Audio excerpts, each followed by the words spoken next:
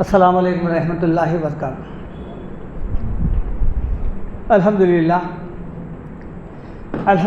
رب العالمین، الصلاۃ والسلام علی رسولہ الکریم، اما بعد، اعوذ باللہ من الشیطان الرجیم، بسم اللہ الرحمن الرحیم۔ انشاءاللہ تعالی آج جمعے کے موقع پر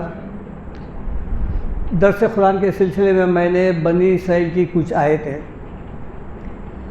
کیونکہ بنی اسرائیل بھی سورہ بقرہ، سورہ آل عمران، سورہ نساء کی طرح تاکیدی احکام سے بھرا ہوا ہے۔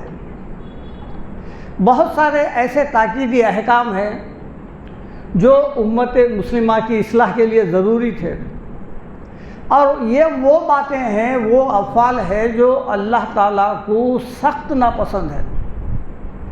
اللہ تعالیٰ امت مسلمہ کی تصحیح کرنا چاہتا ہے، تذکیر کرنا چاہتا ہے، ان افعال سے دور رکھنا چاہتا ہے، کیونکہ یہ امت مسلمہ دیگر اقوام کے لیے ایک نمونہ کہلائے، ایک معیار، ایک کسوٹی، تاکہ دیگر اقوام ان کے ذریعے سے ہدایت حاصل کرے۔ چنانچہ وہ کیا احکام ہیں انشاءاللہ میں ایک ایک کر کے بیان کروں گا۔ سورہ بنی اسرائیل آیت نمبر 29 تا 39، یعنی 29 سے لے کے 39 تک ہے۔ انشاءاللہ ایک ایک آیت حتی المقدور اللہ تعالیٰ کی توفیق سے میں بیان کرنے کی کوشش کروں گا۔ سب سے پہلے حکم ہو رہا ہے وَلَا تَجْعَلْ يَدَكَ مَغْلُولَةً إِلَىٰ عُنُقِكَ وَلَا تَبْسُطْهَا كُلَّ الْبَسْطِ فَتَقْعُدَ مَلُومًا مَحْسُورًا۔ حکم ہو رہا ہے انفاق فی سبیل اللہ، یعنی ہم جو پیسہ خرچ کرتے ہیں زکوٰۃ کی شکل میں، خیرات کی شکل میں، اور انفاق کی شکل میں، اور صدقات کی شکل میں، یہ 4 نام بیان ہوئے ہیں خیرات کرنے کے لیے، مال خرچ کرنے کے لیے۔ جب مال خرچ کرتے ہیں تو اللہ تعالیٰ اس کے کچھ اصول بھی بیان کیے ہیں کہ مال کس طرح خرچہ کرنا چاہیے، کن پر خرچہ کرنا چاہیے، اور اس کا طریقہ کار کیا ہے۔ چونکہ ہم مال کے معاملے میں زیادہ تر صدقات، خیرات، زکوٰۃ، یہ ان چیزوں میں ہم پیسہ کم استعمال کرتے اور اسراف اور تبذیر میں زیادہ کرتے۔ فضول خرچی آج امت مسلمہ کا ایک وتیرہ بن گیا ہے۔ آپ ہر جگہ دیکھیے، کوئی فنکشن ہو یا کوئی دعوت ہو یا کوئی کام ہو، اس میں بے جا اسراف، اور پھر یہ مفلسی کا وہ قوم کبھی فلاح نہیں پا سکتی جو زکوٰۃ کا سسٹم کو ختم کر دے۔ اللہ تعالیٰ زکوٰۃ کا سسٹم کیوں رکھے؟ وہ اس لیے رکھے ہیں، آیتوں میں آئے گا، وہ اس لیے نہیں ہے کہ ہم من مانی طریقے سے اس کو خرچ کر دیں اپنے اوپر، نہیں۔ وَفِي أَمْوَالِهِمْ حَقٌّ لِلسَّائِلِ وَالْمَحْرُومِ، تمہارے مال میں پیسے سے جو محروم ہیں اور جو مانگنے والے ہیں ان کا حق رکھا گیا ہے۔ حکم ہو رہا ہے وَلَا تَجْعَلْ يَدَكَ مَغْلُولَةً إِلَىٰ عُنُقِكَ، مال کے معاملے میں اتنے بخیل مت بنو۔ ایک محاورہ دیا جا رہا ہے کہ اپنے ہاتھ کو گردن سے باندھ کر مت رکھ، یعنی اتنا بخیل ہو جائے کہ کچھ نہ خرچ کرے۔ وَلَا تَبْسُطْهَا كُلَّ الْبَسْطِ، اور نہ اتنا خیرات کر دے، اتنا جو ہے نا پیسہ خرچ کر دے کہ تو جو ہے پورا کا پورا خرچ کر دے۔ یہ بتا رہے ہیں میاں نووی، اگر ایسا کریں گے بخیل بھی بن جائیں گے، یا پھر خرچ کرنے پہ لگ گئے تو اتنا خرچ کر دیں گے فَتَقْعُدَ مَلُومًا مَحْسُورًا، ہو جائیں گا کیا؟ خود فقیر بن کے بڑھ جائیں گے۔ اس میں اللہ تعالیٰ تعین کیا ہے، بتا رہا ہے کہ خرچ کرنے کے بھی کچھ اصول ہوتے ہیں۔ اہل ایمان سورہ فرقان میں اللہ تعالیٰ بتا رہے ہیں وَالَّذِينَ إِذَا أَنفَقُوا لَمْ يُسْرِفُوا وَلَمْ يَقْتُرُوا، ایمان والے ایسا نہیں کرتے ہیں۔ ایمان والوں کا طریقہ کیا ہے؟ وَالَّذِينَ إِذَا أَنفَقُوا، ایمان والے جب خرچ کرتے ہیں تو کیا کرتے ہیں؟ لَمْ يُسْرِفُوا وَلَمْ يَقْتُرُوا، نہ تو اسراف کرتے ہیں نہ فضول خرچی کرتے ہیں، نہ کنجوسی کرتے ہیں۔ وَكَانَ بَيْنَ ذَلِكَ قَوَامًا، ان دونوں کے درمیان میں کرتے ہیں. چونکہ فضول خرچی کیا ہے؟ ان المبذرین کانوا اخوان الشیاطین، فضول خرچی جو ہے، فضول خرچی کرنے والے شیطان کے بھائی ہیں. چونکہ اس مال میں اللہ تعالیٰ جب ہم کو دیا ہے تو اس مال میں یہ ٹوٹل ہمارا حق نہیں ہے. یہ قرآن بیان کر رہا ہے وَيَسْأَلُونَكَ مَاذَا يُنْفِقُونَ، پوچھ رہے ہیں کہ آپ سے جو ہے نا کہاں خرچ کرنا، کس پہ خرچ کرنا. اللہ تعالیٰ بتا رہے ہیں خُلِ الْعَفْوَ، جو بچ گیا ہے اس سے ہٹ کے جو ہے خرچ کرو. ہمارے پاس یہ ضروری نہیں ہے کہ پیسہ آ گیا تو ہم خرچ کریں گے، نہیں. الَّذِينَ يُنْفِقُونَ فِي السَّرَّاءِ وَالضَّرَّاءِ، خرچ کرنے والے لوگ تنگی میں بھی کرتے ہیں، خوشحالی میں بھی کرتے ہیں. اور یہ جو کچھ ہم خرچ کرتے ہیں غریبوں پہ، اس کے لیے اس خرچ کا جو صلہ اجر ہے اس کو بچا کے بھی رکھنا ہے. حکم ہو رہا ہے الذین ينفقون اموالهم فی سبیل اللہ ثم لا یتبعون ما انفقوا منا ولا اذى، جو لوگ اللہ کے راستے میں اپنا مال خرچہ کرتے ہیں اور خرچ کرنے کے بعد کیا کرتے ہیں؟ ثم لا یتبعون ما انفقوا، خرچ کرنے کے بعد کبھی بھی اس کا پیچھا نہیں کرتے اور احسان نہیں جتاتے. منّا ولا اذى، کسی کو ہم اگر دے رہے ہیں، مالی مدد کر رہے ہیں، گویا کہ وہ ہم جو ہے اس کے اوپر احسان نہیں کر رہے ہیں بلکہ وہ ہم پہ احسان کر رہا ہے. لیکن وہ اگر خیرات زکوٰۃ لے رہا ہے تو وہ احسان کر رہا ہے، ہم اس کے اوپر احسان نہیں کر رہے ہیں. اور پھر بتایا جا رہا ہے ان تبدوا الصدقات فنعما ہی، اگر تم پوشیدہ طریقے ظاہر کر کے دے رہے ہیں تو وہ تمہارے لیے اچھا ہے.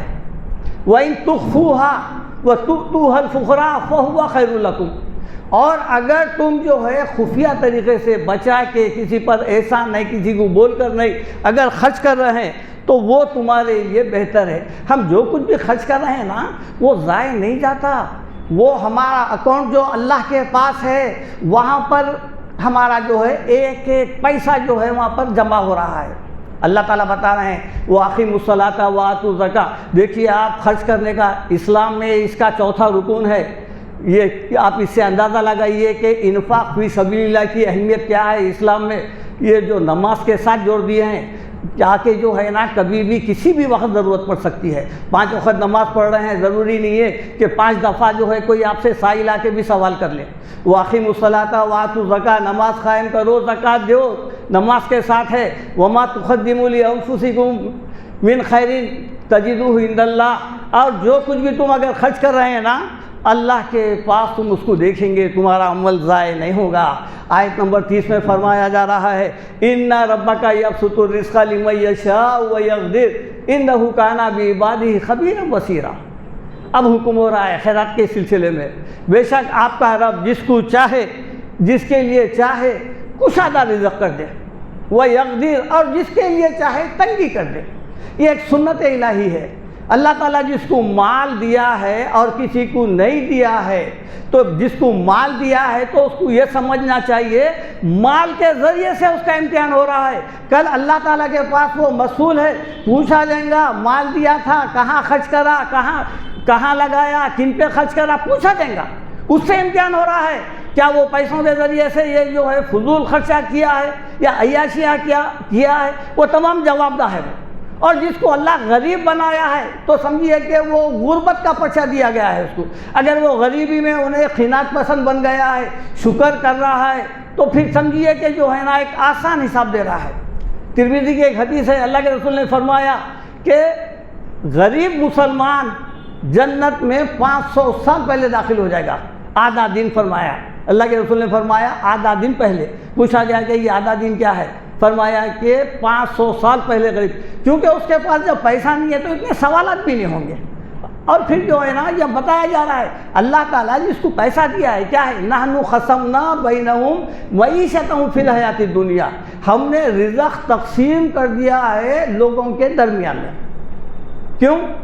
اس لیے کہ وہ رزق کے ذریعے سے غریب کا جو ہے امیروں کے پاس آ کر کام کاج کرے اور پھر دنیاوی نظام چلے.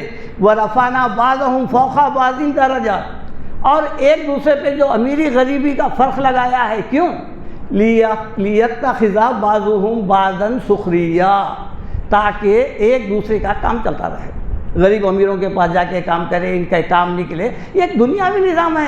اللہ تعالیٰ اگر سب کو برابر کر دیتا تو پھر کوئی بھی کچھ کام نہیں کرتا تھا, سب بیٹھے ہوئے رہتے تھے. یہ اللہ تعالیٰ کی سنت ہے.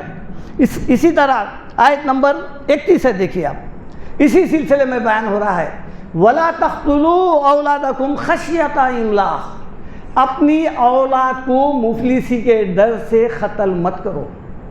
یہ زمانے جاہلیت میں اولاد کو مفلسی کے ڈر سے زندہ درگور کرتے تھے, دفن کر دیتے تھے. اور اس کی طرح شکل آج تبدیل ہو گئی ہے. مفلسی کے ڈر سے جو ہے نا اولاد کو قتل تو نہیں کر رہے ہیں, بلکہ اسقاط حمل چل رہا ہے کہ نہیں بھائی روکا جائے. کیوں؟ ہم نہیں پال سکتے. بھئی اللہ تعالیٰ جب رزق کا معاملہ جو ہے آپ کے اوپر نہیں چھوڑا نا. سورہ ہود میں کیا فرمایا اللہ تعالیٰ, وَمَا مِن دَابَّةٍ فِي الْأَرْضِ إِلَّا عَلَى اللَّهِ رِزْقُهَا, زمین پہ آنے والا کوئی جاندار ایسا نہیں ہے جس کا رزق اللہ کے ذمہ نہیں ہے.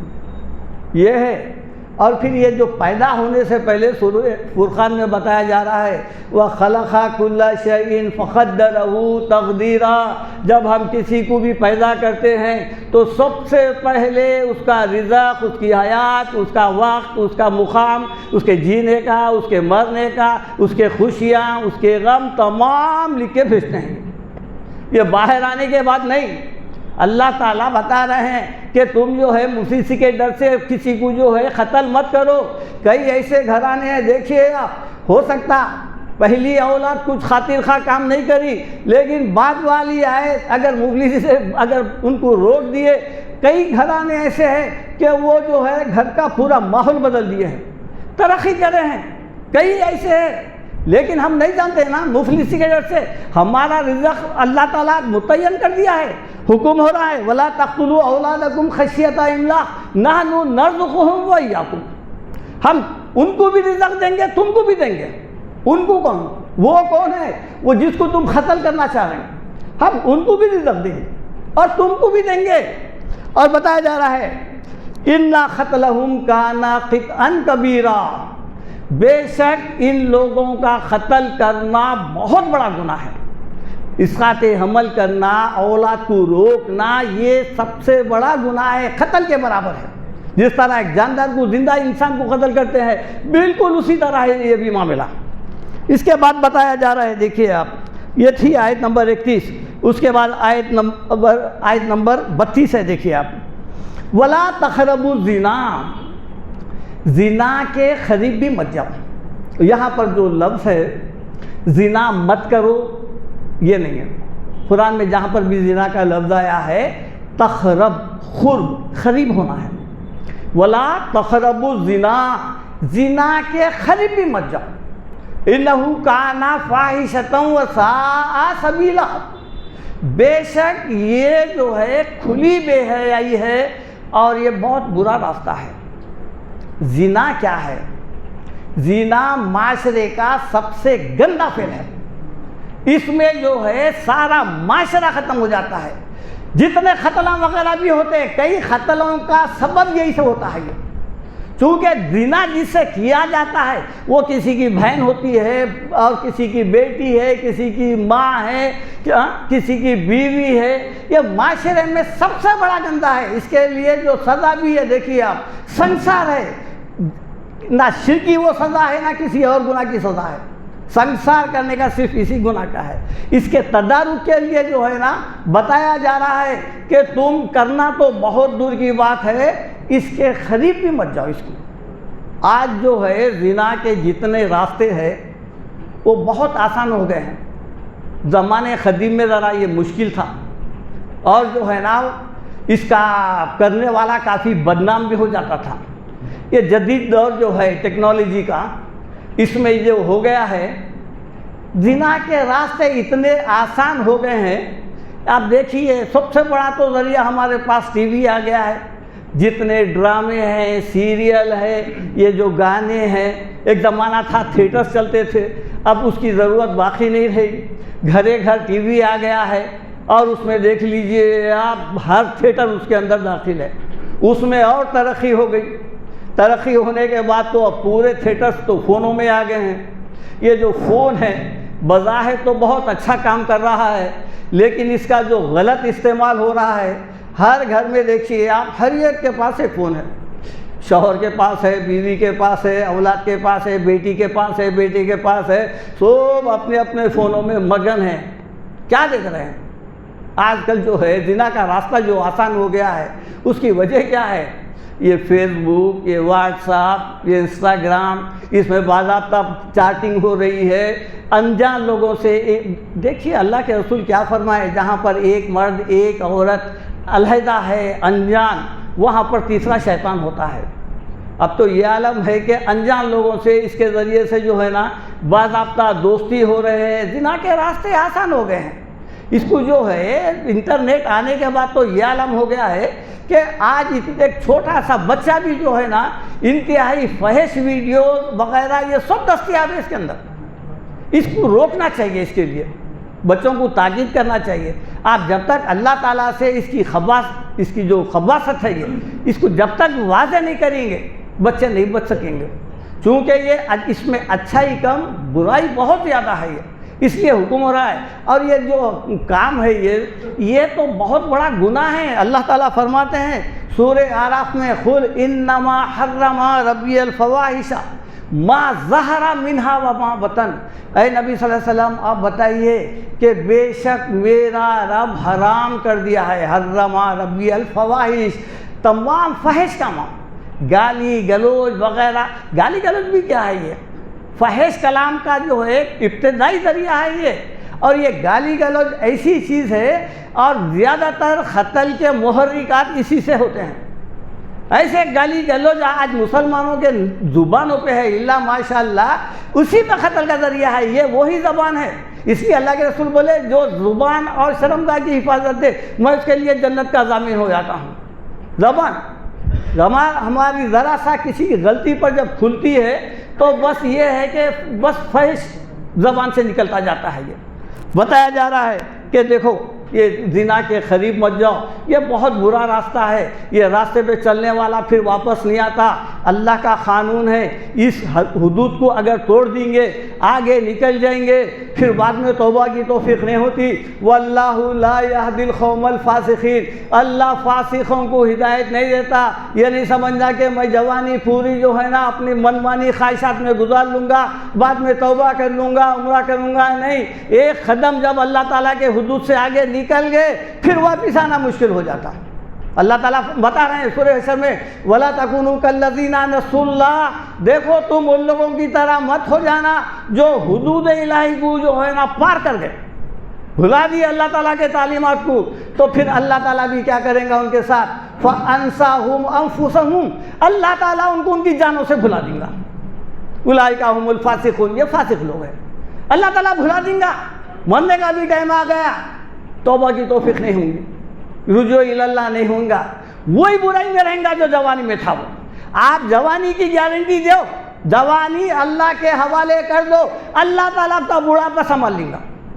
جوانی شیطان کے حوالے کر لے کے بڑھاپا اللہ کے حوالے کرتا ہوں، اب کیا کریں گے؟ پیٹ میں ہاتھ نہیں ہے، منہ میں دانت نہیں ہے، اب کیا کریں گے؟ اب توبہ کیا کریں گے؟ توبہ کرے بھی تو اب عمر کہاں ہے پھر نیک عمل کرنے کی؟ اب اپنی زندگی کا حصہ بچا کتنا ہے؟ دیکھو اللہ تعالیٰ بتا رہے ہیں۔ اس کے بعد آیت نمبر 33 سورہ بنی اسرائیل، وَلَا تَقْتُلُوا النَّفْسَ الَّتِي حَرَّمَ اللَّهُ إِلَّا بِالْحَقِّ، اللہ تعالیٰ بتا رہے ہیں کسی بھی انسان کو قتل مت کرو مگر جائز طریقے سے، اور وہ جائز طریقہ بھی تمہارا اپنے ہاتھوں کا نہیں، وہ قاضی شہر یا حکومت ذمہ دار ہے اس کی۔ وَمَنْ قُتِلَ مَظْلُومًا فَقَدْ جَعَلْنَا لِوَلِيِّهِ سُلْطَانًا فَلَا يُسْرِفْ فِي الْقَتْلِ، وہ جو جس کو ولی بنائے ہیں جو قاضی شہر ہے وہ لیں گا قتل کا بدلہ، وہ لیں گا قتل کے بدلے میں بھی اس کو قتل کر دوں گا، تو پھر وہ بھی قتل کریں گا، یہ نئی ختم ہونے والا سلسلہ ہو جائیں گا۔ جہاں اسلامی حکومت ہے وہاں پر وہ لوگ قتل کر لیں گے، اِنَّهُ كَانَ منصورا، بے شک اس کی مدد کی جائیں گی۔ اب یہاں پر دیکھیے آپ کسی جاندار کو قتل کرنا، قتل جو ہے یہ بھی بہت بڑا گناہ ہے۔ قرآن میں اس کے لیے جو بیان ہوا ہے، ایک ہوتا ہے قتل خطأ، یعنی غلطی سے کر دیے ہیں۔ اللہ تعالیٰ سورہ نساء میں بتا رہے ہیں وَمَن يَقْتُلْ مُؤْمِنًا وَمَا كَانَ لِمُؤْمِنٍ أَن يَقْتُلَ مُؤْمِنًا إِلَّا خَطَأً، کوئی بھی ایمان والا جو ہے کسی دوسرے ایمان والے کو قتل نہیں کرنا چاہیے مگر غلطی سے۔ ہو سکتا ہے اس کا ارادہ نہیں تھا، ڈھکل دیا کرا، وہ گر گیا، وہ مر گیا، اس میں اس کا ارادہ نہیں تھا، ایسی جو ہے اس قتل کی سزا دیت وغیرہ، خون بہا، معاوضہ اللہ تعالیٰ قرآن میں رکھے ہیں۔ لیکن وہ قتل جو پلاننگ کے تحت ہوتا ہے، باضابطہ ہتھیار لے کے جاتا ہے، سوچ سمجھ کے گھر سے نکلتا ہے، اس کے لیے سورہ نساء میں اللہ تعالیٰ فرماتے ہیں وَمَن يَقْتُلْ مُؤْمِنًا مُتَعَمِّدًا فَجَزَاؤُهُ جَهَنَّمَ خَالِدًا فِيهَا وَغَضِبَ اللَّهُ عَلَيْهِ وَلَعَنَهُ وَأَعَدَّ لَهُ عَذَابًا عَظِيمًا۔ حکم ہو رہا ہے جو کوئی بھی جان بوجھ کر کسی مومن کو قتل کرے گا تو اللہ تعالیٰ اس کی جزا کیا رکھے ہیں، فَجَزَاؤُهُ جَهَنَّمَ خَالِدًا فِيهَا، ہمیشہ کی جہنم رکھے ہیں، فِيهَا وَغَضِبَ اللَّهُ عَلَيْهِ، اللہ تعالیٰ اس کے اوپر بڑا غضبناک ہوگا، وَأَعَدَّ لَهُ عَذَابًا عَظِيمًا، اور اس کے لیے ایک دردناک عذاب تیار کر رکھا ہے۔ یہ تھوڑا سا غصے میں آ کے کسی کو قتل کر دینا، حکم ہو رہا ہے ایک قدم پیچھے ہٹ جاؤ، تھوڑا سا جھک جاؤ، قتل کا ذریعہ ہی بند ہو جاتا، دروازہ ہی بند ہو جاتا۔ اور میں بتایا نا، یہ ہمارے پاس خصوصاً حیدرآباد روڈوں پہ بیٹھنا، آنے جانے والوں کو ستانا، گالی گلوچ کرنا، راستہ بلاک کر دینا، اور پھر یعنی لوگوں سے جھگڑنا چھوٹے موٹے باتوں پہ۔ آج حیدرآباد میں آپ لوگوں کے آپ محتاج نہیں ہیں، آپ آئے دن اخبارات یوٹیوب دیکھ لیجئے، آپ قتل قتل قتل، اتنے کوئی دن خالی نہیں جا رہا ہے، کوئی آپ دیکھ لیجئے غیر قوم کا پرسنٹیج اتنا نہیں ہے قتل میں جتنا مسلمانوں کا ہے۔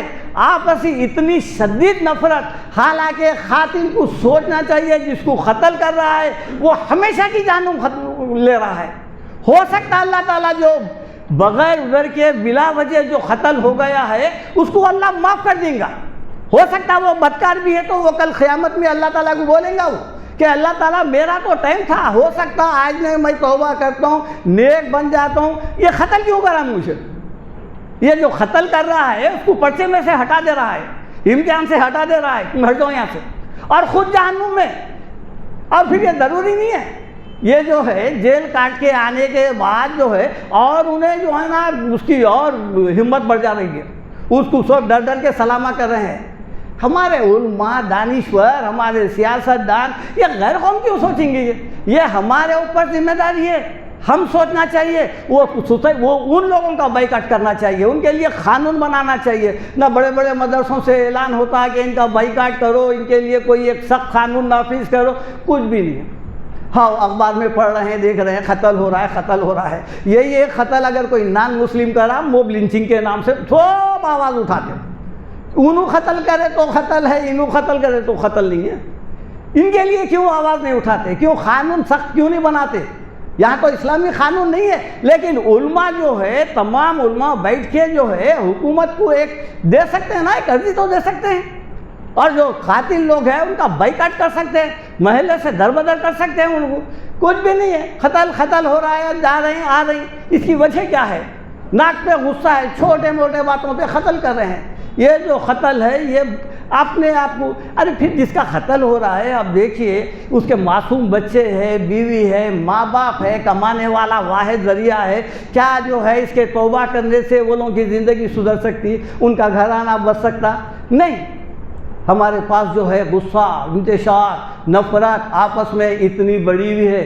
ایک تو خیر سماجی تو نفرتاں ہیں، آج کل جماعتی بھی نفرتاں عروج پر ہیں، وہ بھی نفرتاں بو رہے ہیں ممبروں سے، ایک دوسرے کو سلام نہیں کرنا، ایک دوسرے سے بات نہیں کرنا، شادیاں نہیں کرنا، مگر دعوتوں میں برابر جانا ہے۔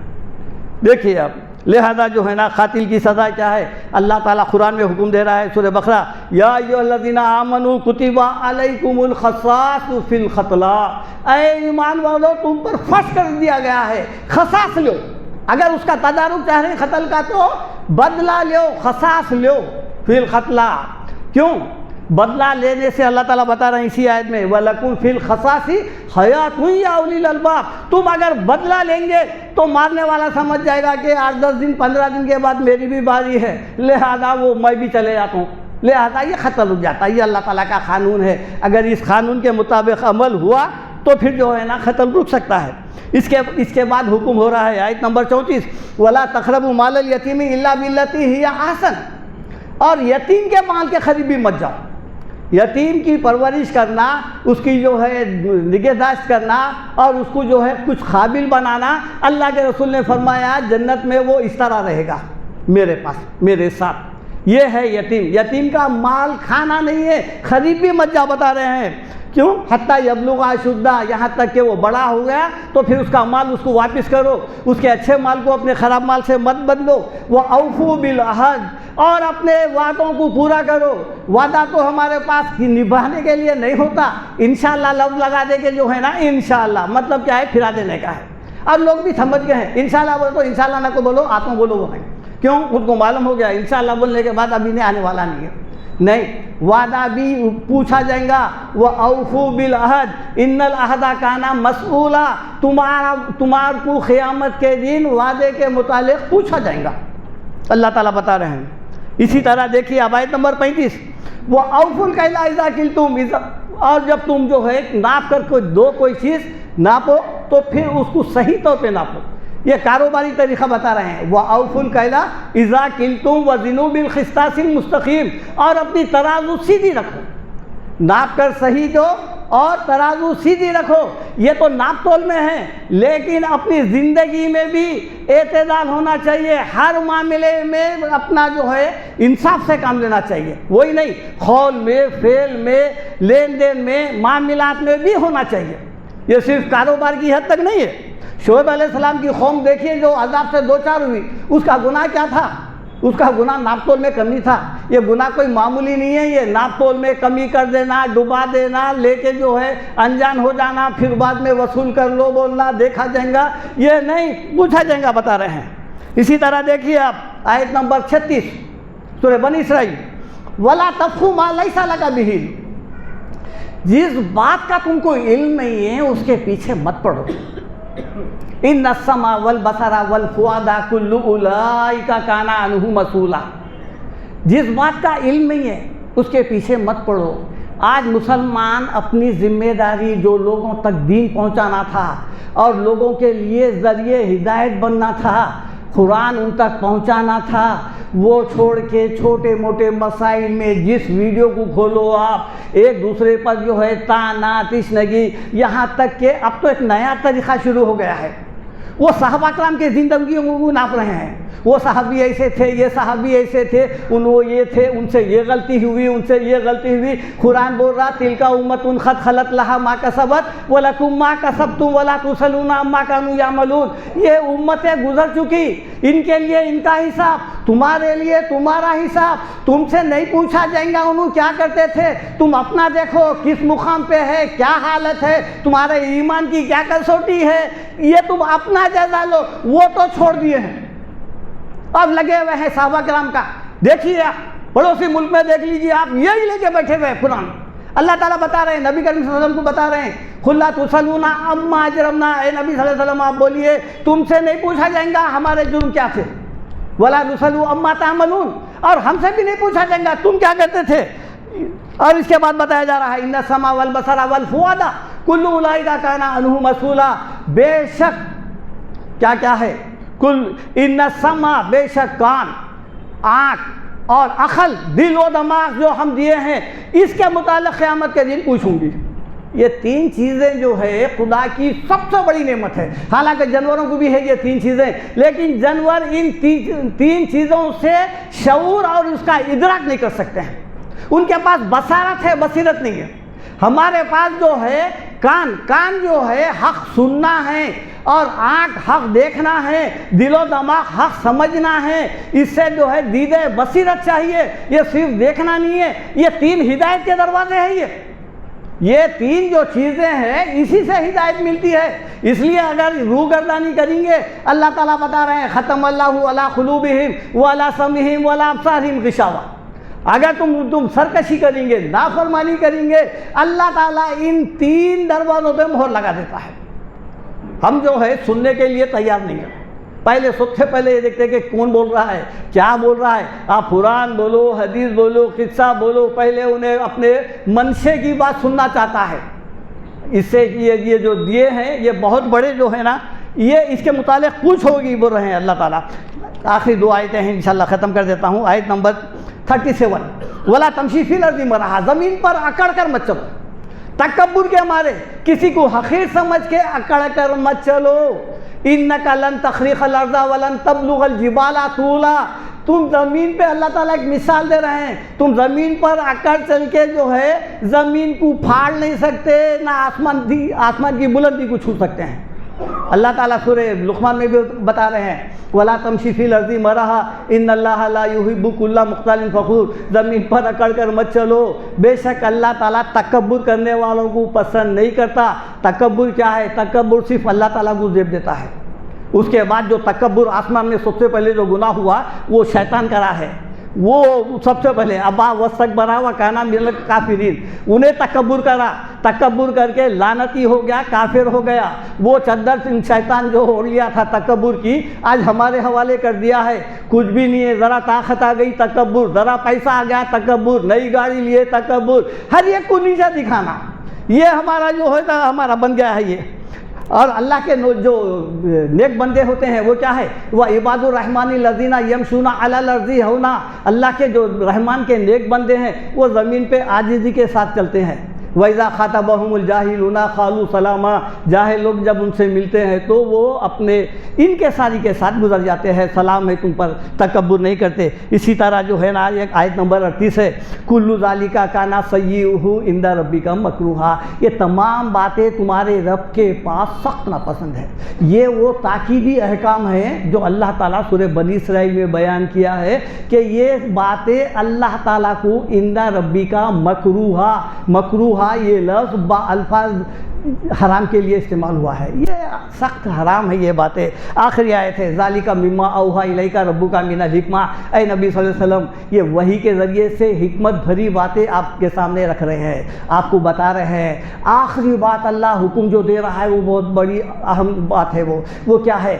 ولا تجعل مع اللہ الہا آخر، یہ تمام باتیں تو سخت ناپسند ہے، لیکن یاد رکھو اپنی امت کو بتا دو، ولا تجعل مع اللہ الہا آخر، اللہ تعالیٰ سے ہٹ کر کسی اور کو مت پکار، الہ مت بنا اللہ کے ساتھ۔ قرآن میں 2 لفظ آتا ہے، مع اللہ، اللہ کے ساتھ، من دون اللہ، اللہ کو چھوڑ کر، اللہ کو چھوڑ کر بھی کسی کو پکار رہا ہے وہ بھی شرک ہے، مع اللہ، اللہ کے ساتھ بھی پکار رہا ہے تو وہ بھی شرک ہے۔ اس لیے بتا رہے ہیں ولا تجعل مع اللہ الہا آخر فتلقی فی جہنم ملوما مدحورا، تیرے کو اگر جو ہے نا اگر شرک کریں گا تو دھتکارا ہوا ذلت کے ساتھ جہنم میں ڈال دیا جائے گا۔